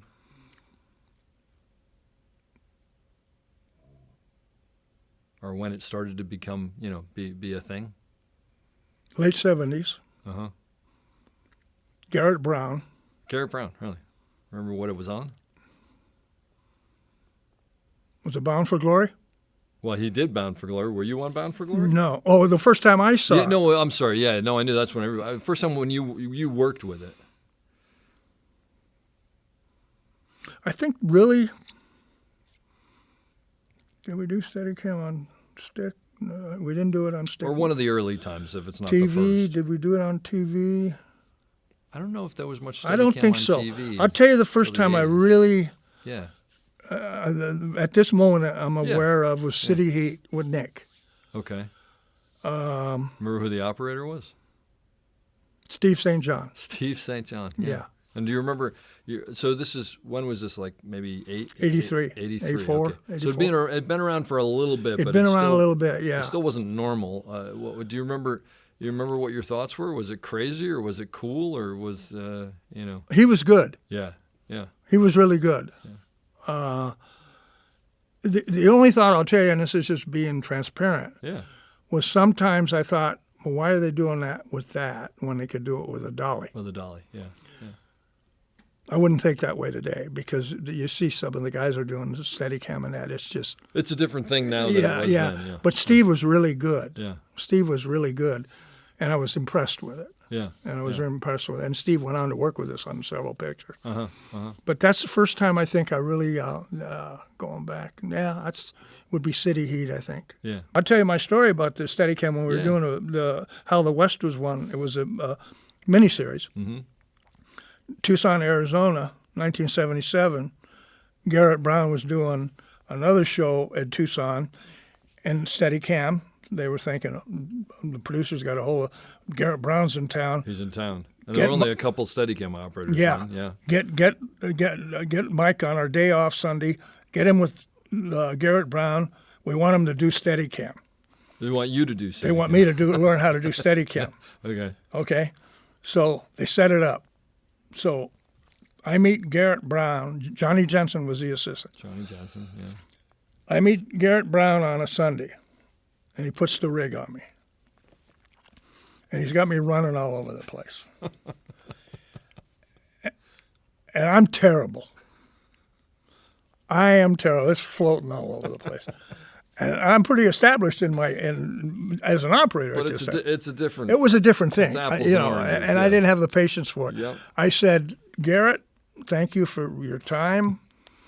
After a couple hours, my back was killing me. Oh yeah. I says, put it on Johnny. Oh. Johnny will do better than me. I said, I'm going back to my room. And Johnny did do better than Yeah. me, but we never used it. And that was that. Yeah, well, yeah. in fairness, also back then, if it was 77, Garrett probably hadn't figured out how to be a Steadicam operator yet. He was still figuring that out. The gear didn't quite Yeah, do it what hurt. it's supposed to I do. remember it was painful. Well, we joke now that when we teach the students that we teach, you know, there's so many vests and there's so many this and there's so many that, you know, trying to fit it, whatever. And what was it like when you started? It was like you put it on and you go, is it supposed to hurt like this? And yeah, it hurts like that. Just deal with it. Get through it. Well, that was my experience, but it hurt too much. It was painful. Yeah. I was thinking more about the pain than I was Yeah, sure. what I sure. was supposed to be thinking. Well, about. you were right at the beginning, and who knows Yeah. how those things weren't ergonomic by any means. I want to ask you two specific things, which are you, as I said at the beginning, you've been involved in the union. You've been a board member for, it sounds like, over almost 50 years. Yeah. I think it was the early 70s. Yeah, 70s. so you were on the board of 659, which was the West 659, Coast Union, yeah. and then through In the the merger merger. when we became the international. Yes. Would you just talk about being involved in the union? Is that an important thing for Very people? important. I'm still, you know, although I'm an alternate now, I don't get to be involved in the NAB as much Yeah. because I'm an alternate, you know. Uh-huh. But I was very involved into this last term, you know. I'm still involved because I go to the West Coast regional meetings. Yeah. It's just a big deal for me because unionism is a big deal for me. I grew up with unions. Why? What's Because of all the protections we have. yeah. Because I've got health care. I'm a retired member of Local 600. I've got health care for my wife. I've had health care for my children. Yeah. My son is an assistant cameraman. He's got health care. He's got health care for his children. And we've had union leaders all through the years that have fought for that. Yeah. And I believe in that. I believe that people should be involved in unionism. And I'll tell you where I learned this the most was Howard Schwartz, because he was big in the union. He used to take me to the board meetings before I was a member of the board. Oh, really? So I want you to find out what happens in the union. Just to be a union member doesn't mean much. Find out what the union does for you and speak up. Yep. And through that relationship with Howard, going and sitting in those board meetings when it was still across the street from where it is now, Yeah. sitting in there, smoke cigar, Joe Byrock smoking the cigars and people yelling at each other, sitting there learning about it, listening to Bill Fraker and listening to all these guys that have been around, how important unions were. Yeah. And it got ingrained in me. And nowadays with all the union turmoil that's going, I don't know if turmoil is the right word, is to understand, and I'm going to say this on this, is because we spoke about it sooner and you can cut it out if you need to. Yeah. But when the last negotiations, when we had John Lindley as our president and Rebecca Ryan as our business agent, Yeah. I've been in the union a long time, and I'm not downplaying anybody else because I have other favorites too. Sure. But with the negotiations that went on 3 years ago, and I saw the division in our union, Yeah. it affected me as an old-timer. And maybe you don't want to hear what an old-timer's got to say, I do. but I got to tell you something. There's a fine line in negotiations. Yeah. And when John Lindley and Rebecca Ryan spoke, I trusted them. Yep. I trusted them. Yeah. And I think that's really important to have an open mind to listen to everybody. I mean, I'll listen to younger people or older people that are angry because they don't think they got whatever they think they should get. Mm-hmm. Well, you know what? You got to work to earn what you get. Yeah. And I've been a privileged person in this town of Hollywood. I've been lucky, but I've had good people, and the union always stood behind me. I remember in the early days when we had to call Herb Aller, who was our business agent, who would yell at you. Really? You'd call him and say, "Hey, Herb, what the hell? You know how busy I am?" And he'd go off for 5 minutes, but then you say, "Okay, what's your problem, Mike?" Things have changed a little bit. Yeah, but what's your problem? Yeah. What can I do for you? He was still there. Yeah. At the end of it. He was still What can I do for you? What's bothering you? Things have changed. Yeah. So I learned who to trust and who maybe to be a little leery of. But unions have done nothing but good for me. Yep. Do I think we could do better? I don't know if it's me thinking that we could do better or I hope we can do better. You know what I mean? Yeah. But I knew, and I'm not, because of the new regime which we have now, I'm wishing them all the best. I wouldn't want to be sitting up there. It's a tough job. It's a tough job up there. And, but the last one we had, John Lindley, I'm a big fan of John Lindley. Yeah. I love John He's a Lindley. great I love him as a man, Yep. He's a good man. you know, and Rebecca. Yep. And I know the turmoil we had because I was still, seated. Yep. I mean, I wasn't afraid. I think you were on the board, and I wasn't afraid to stand up and tell people to shut up. I remember that very well. Because you got to understand there is a fine line. Yeah. Now, with the negotiations with SAG and the writers and DGA, there was no problem. They got theirs fast. There's a fine line there, and there's a morality issue for me. Yeah. Yep. You know, Agreed. if you're out there picketing and you're out there, whatever you're doing, fine. That's great. I would be too. But there's a fine line. Right now, a lot of people are losing their homes. Yeah. They're losing their insurance, Healthcare. Yeah. health care. Savings. To me, that's a moral issue. Yeah. Yeah. For another nickel. Yeah. It's a tough one. I don't know if that made sense, but that's where my heart is. No, I totally. But I think that the key to all of it is you've been involved for 50 years. And I think you would agree with me. I mean, I would assume that you would agree with me, but you'll tell me. It's not a lot of fun. It's really frustrating. There are times where you smack your head against the wall and you go, I cannot believe this is what we're doing or whatever. But the alternative is sitting on the outside and just griping as opposed to getting involved and going, I'm going to be a part of it. And there are times where I go, this is just driving me nuts because, and it's not our union, it's any large group of people who try to get together to make decisions because sometimes it's inefficient and this and that and the other. But if you're going to get upset about it, you need to get involved and find out how it works and figure. And I think the beginning of that is going, like you said, to the Western Regional Council meetings or Eastern Regional or whatever region you're in, obviously, which are once a month, and going to the general membership meetings. And going to the general membership meetings, which is once a year, and also, by the way, if you want to go to the National Executive Board, all you got to do is call, meetings, which are 3 times a year. All you got to do is call a business agent and say, I'd like to go, and you can get an invite and this and that and the other. And it's funny because I've had people say, oh, so you can't just show up, so nobody's allowed. And I go, no, it's not that at all. They need a head count, and they need to know for food and for this and for that. But people aren't kept out. But we need you. Yeah, well, we need you. That's exactly right. You're the next generation from me, probably. Yeah. You know, we need that. And people have asked me many times, why do you still do that? I say because I was blessed to have it. And you're paying it forward. I mean, I'm just trying to pay it forward. You don't have to agree with me. Yeah, exactly. Well, but I have to tell you what my concerns are. And the thing is, you want a room full of different. You want intelligent, educated opinions, but you want a room full of different opinions. Hey, I've learned from a lot of the younger members of the board. Yep. I've learned from them. Yeah, absolutely. And then I've learned which ones not to pay attention to. Yeah. But unfortunately, sometimes the ones that I don't want to pay attention to are the ones that are doing the most talking. Yeah, that does happen sometimes. There's pluses and minuses. But officially, thank you for all that you've done for the union. I appreciate it. And part of the reason that I'm in where I'm in now is because people like you did the work before me, and I feel like I want to pass it on, and then hopefully the next generation will. The other question I wanted to ask you was, you mentioned family. Can you just talk about having a family and being in this business and how you maintain that and going on location, and it's not an easy business. It's not an easy business, and I will talk about my family because somebody asked me what would your legacy? What do you think who you like as your legacy, Mike? And And I thought about it, and I probably didn't have the answer right away because I've had my awards and I've had a good career, and I thank God for that. I thank God for a lot of things. Mm-hmm. I thank God for everything. But what my legacy is, yes, there were times I was gone 6 months at a time. Yeah. There were times 3, 4, 5 months. I was gone a lot.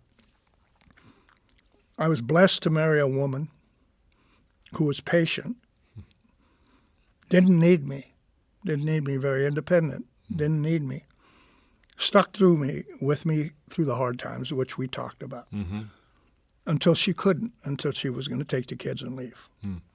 That's when I changed. Started. Maybe that's changing. what had to happen. Right? That's Yeah, what yeah. had to go through Yep. go through what I went through to get to her. Yep. And I saw a look in her eyes that said, "Oh man, I got to do something. I don't want to lose my kids." Yeah. I didn't want to lose her either. Yeah. And I changed my life. So my legacy is that I'm married to the same woman I married July 10th, 1965. My kids love me, and my grandkids love me. My family loves me. Mm-hmm. I think that's the most important thing. Absolutely. And I had that basis. I had that from my mom and dad. I had that with my brother and that. But I have, going out into the world on my own, being kind of the insecure guy I was, and how substances made me feel a part of, and then getting into programs, recovery programs, and finding out who Mike O'Shea is a pretty good legacy. Yeah, absolutely.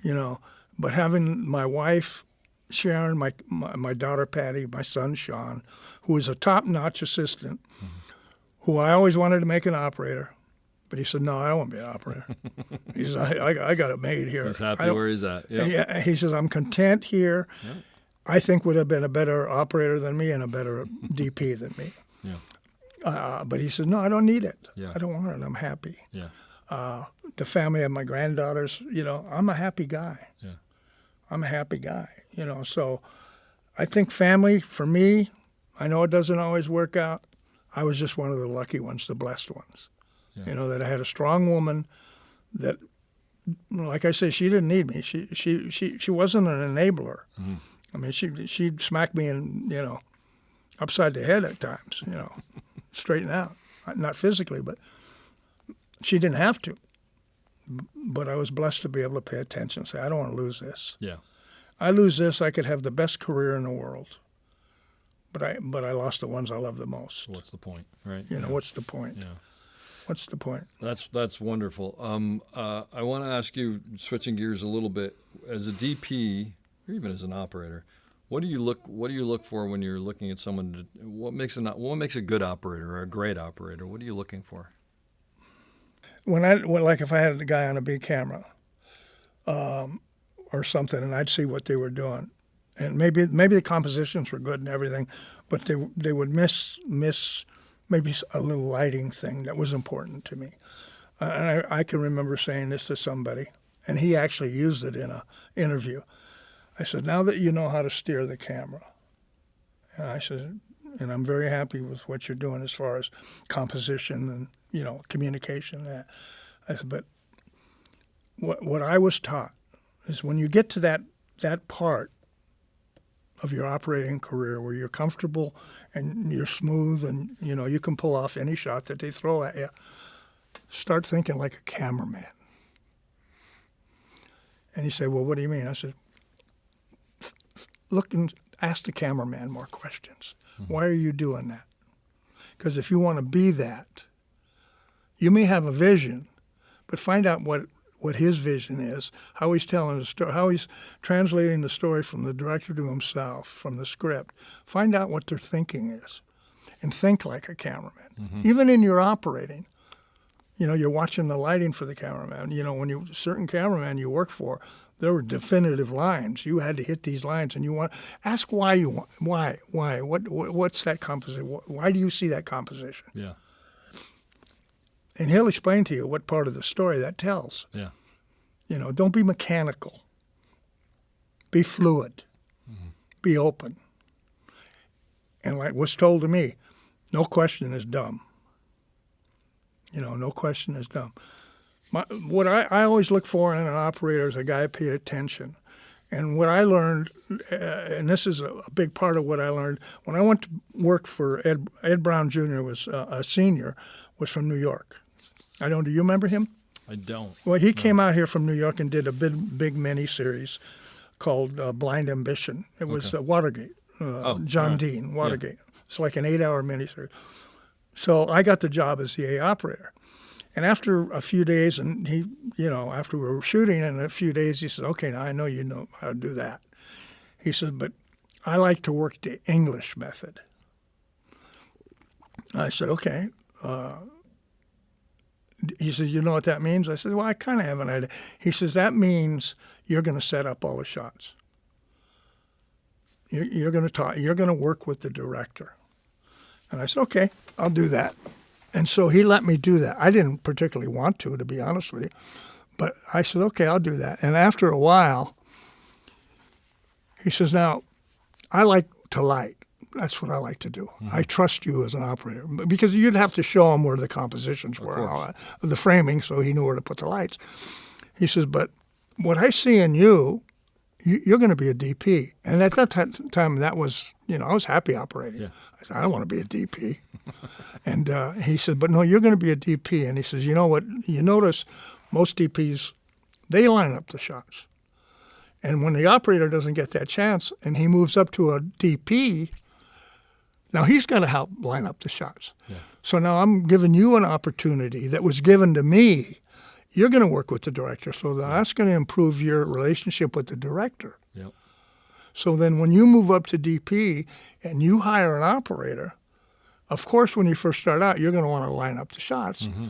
He said, but when you have that operator that you trust and you're going to get, of course, by then you had monitors, but you're going to get what you're asking for, you got all the time in the world to do what lighting you need to do. Yeah.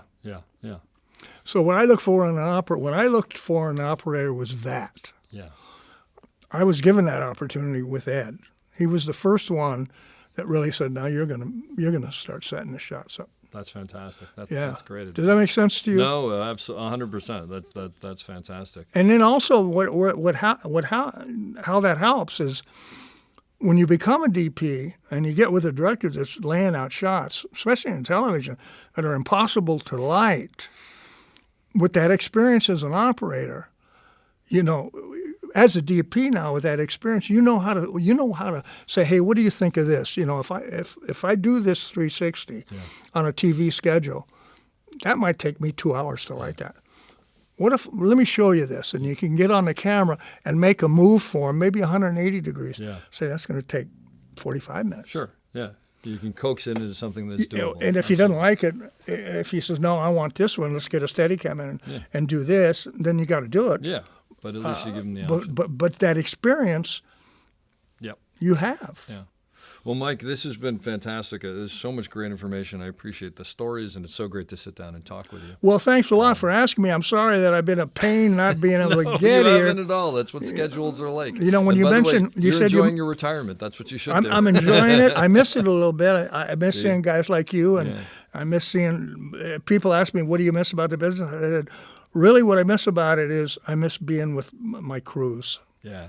The people that I worked with. I get it. And what I do miss now is watching all these movies and saying, oh my God, I wished I would have done it that way.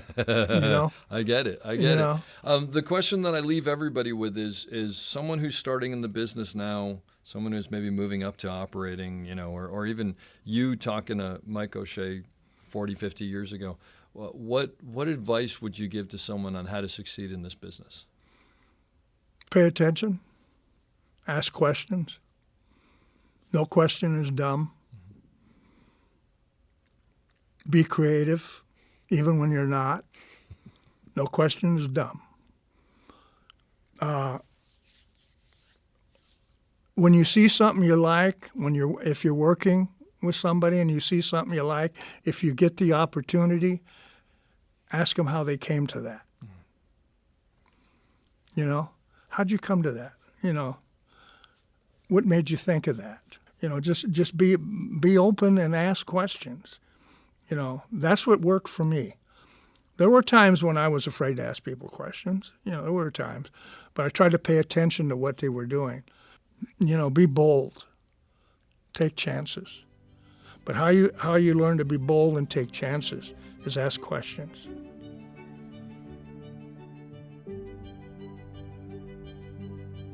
I hope you enjoyed that as much as I did. We'll be back soon with another great episode. Don't forget to check us out on theop.io for all sorts of information on operating and storytelling. So thanks for listening and have a great day.